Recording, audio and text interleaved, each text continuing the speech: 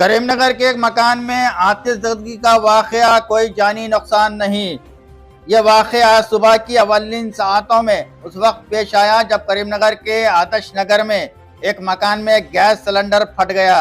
دھماکے سے آگ بھڑک اٹھی، تاہم اس واقعے میں کوئی زخمی نہیں ہوا۔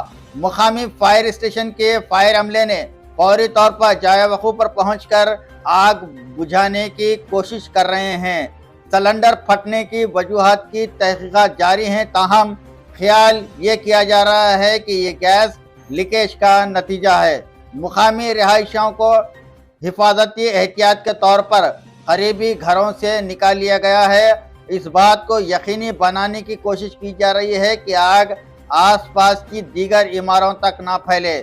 حکام عوام کو گیس سلنڈروں کی مناسب دیکھ بھال اور معائنے کی اہمیت کے بارے میں یاد دلا رہے ہیں تاکہ مستقبل میں ایسے واقعات کو رونما ہونے سے روکا جا سکے۔